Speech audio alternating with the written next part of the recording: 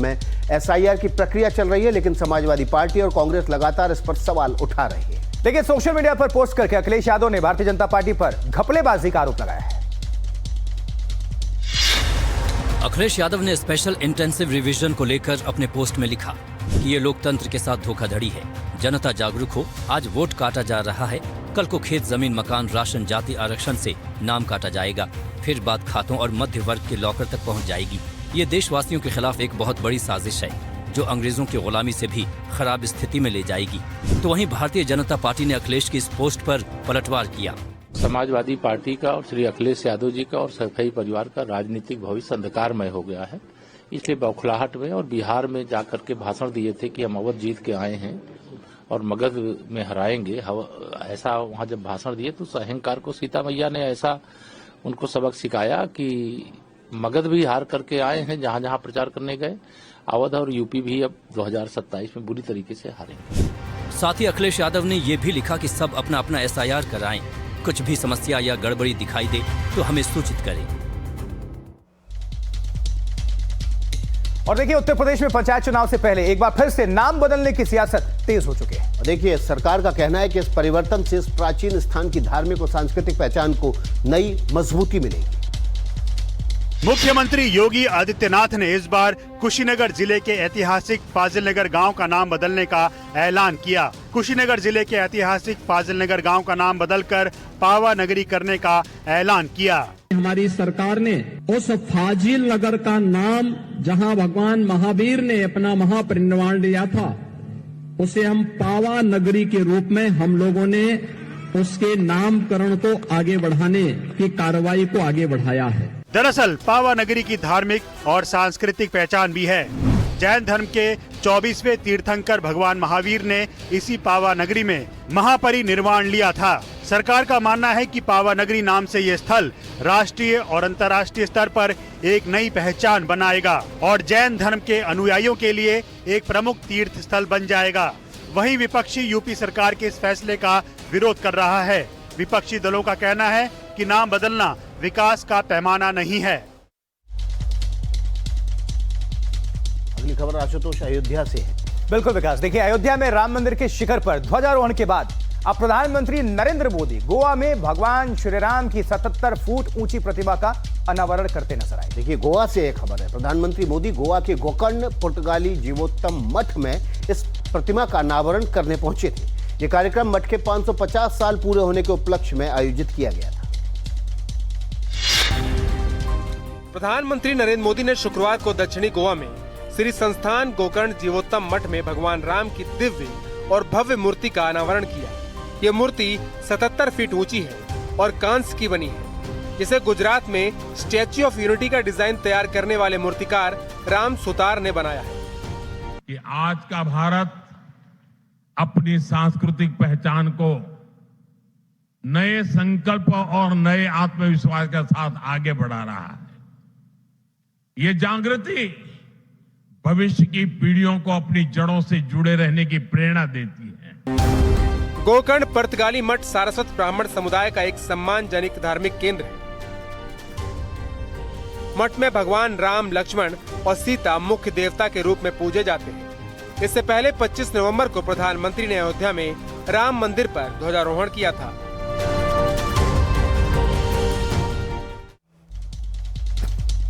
तो गोवा के गोकर्ण पुर्तगाली जीवोत्तम मठ में स्थापित भगवान राम की ये प्रतिमा अपने आप में बेहद खास है। तो आखिर इस मूर्ति का आकर्षण क्या है, ग्राफिक्स के जरिए आपको विस्तार से बता देते हैं। और देखिए, 77 फीट ऊंची कांस्य की ये प्रतिमा बेहद आकर्षक है। भगवान श्री राम के हाथ में धनुष बाण और चेहरे पर सौम्यता और दिव्यता का भाव है, जिसे एशिया में भगवान राम की सबसे ऊंची प्रतिमा भी माना जा रहा है। इस प्रतिमा को शिल्पकार राम सुतार के मार्गदर्शन में तैयार किया गया है। ये वही राम सुतार हैं जिन्होंने गुजरात में स्टैच्यू ऑफ यूनिटी को डिजाइन किया था और जो दुनिया की सबसे ऊंची मूर्ति है। चलिए, डिटेल हमने आपके सामने रखे। अगली खबर बिहार से है। बिहार की पूर्व मुख्यमंत्री राबड़ी देवी अपने सरकारी बंगले का पता बदलने के लिए तैयार नहीं है। आरजेडी के नेता तो खुलेआम कह चुके हैं बंगला खाली नहीं होगा। देखिए, नीतीश सरकार ने राबड़ी देवी के लिए भी नया आवास अलॉट कर दिया है, लेकिन वो बंगला छोड़ने को तैयार नहीं है। 39 होर्डिंग रोड स्थित यही वो सरकारी आवास है जिसे राबड़ी देवी के लिए आवंटित किया गया है। हालांकि ये बंगला पिछले 2 सालों से बंद पड़ा है। पिछली सरकार में इस आवास को बिहार सरकार में मंत्री रहे जीवेश मिश्रा को अलॉट किया गया था, पर वो भी इस आवास में शिफ्ट नहीं हुए। तमाम राजद नेताओं का कहना है कि पूर्व मुख्यमंत्री राबड़ी देवी जो है वो 10 सर्कुलर रोड वाला आवास जो है वो खाली नहीं करेंगी। जेडीयू का कहना है कि लालू जी को मकान की क्या कमी है, तो वहीं आरजेडी इसे ओछी सियासत बता रही है। परेशानी का सबब क्या है? भाई आपको पटना में मकान की कमी है क्या? जब भूभाग की कमी है क्या? जब मर्जी होगा रातों रात किला बना लीजिएगा। बंगले पर ओछी सियासत सरकार ना करे और राजनीति में जो विपक्ष का भी स्थान है। लेकिन राष्ट्रीय जनता दल ने साफ कर दिया है कि वो सरकार के इस फैसले को कोर्ट में चुनौती भी दे सकती है। और अब खबर महाराष्ट्र से, जहां महाराष्ट्र की सत्ता में बैठी महायुति गठबंधन के घटक दलों के बीच ही तनाव देखने को मिल रहा है, जहां निकाय चुनाव से पहले बीजेपी और शिवसेना शिंदे गुट के बीच तल्खियां बढ़ गई हैं। इन सबके बीच राज्य के मंत्री और शिवसेना के नेता दाद भुसे ने ऐसा बयान दे दिया है जिससे हर कोई हैरान है।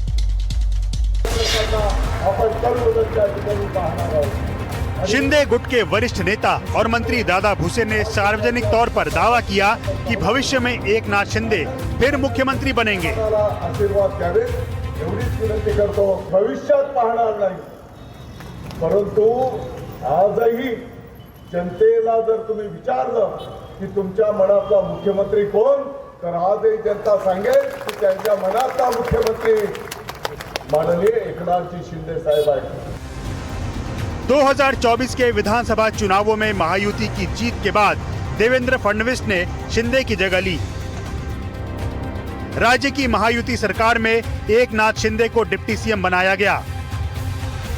एकनाथ शिंदे ने 2022 में बगावत की थी, जिसके बाद उद्धव ठाकरे की महाविकास आघाड़ी सरकार गिर गई थी और वो 2022 से 2024 तक महाराष्ट्र के सीएम रहे।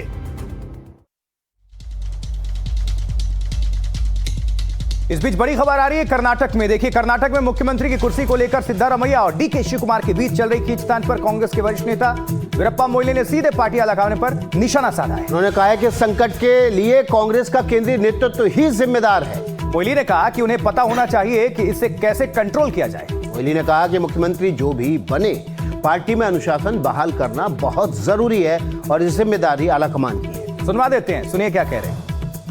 We want to turn into a political turmoil, yes, it can happen. But you know, the leaders here of the Congress party who are in the responsible position, and also our high command representative, whoever it may be, I think rather it is a negligence of the Congress leaders who are allowing this impasse to develop. चलिए, कर्नाटक के बाद अब उत्तर प्रदेश का रुख कर लेते हैं। यहाँ का संभल फिर से चर्चा में है, क्योंकि एक बार फिर वहाँ प्राचीन कुआं मिला है जिसकी लगातार खुदाई की जा रही है। देखिए, पिछली बार से सबक लेते हुए पुलिस और प्रशासन काफी अलर्ट रही और जुमे की नमाज को देखते हुए सुरक्षा बेहद टाइट कर दी गई।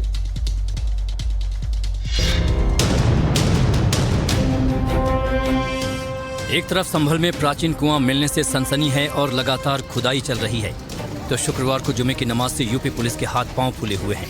जुमे को नमाजियों ने नमाज अदा की तो शहर की सड़कों पर पुलिस का पहरा है। पुलिस लगातार मार्च कर रही है, चप्पे चप्पे पर पुलिस की नजर है, यानी संभल में सुरक्षा टाइट है और कुएं की खुदाई लगातार चल रही है। जामा मस्जिद के पास पुलिस की खास निगरानी है।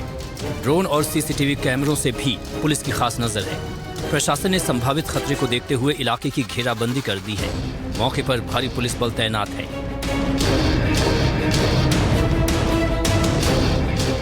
संभल का ये नया प्राचीन कुआं मोहम्मद खान सराय इलाके में है। जब एकता चौकी के पास झाड़ियों और मिट्टी के बीच दबा एक प्राचीन बंद कुआं मिला, इलाके में चर्चा फैलते ही प्रशासन हरकत में आ गया और जिला अधिकारी के आदेश पर नगर पालिका ने तुरंत खुदाई का काम शुरू करा दिया।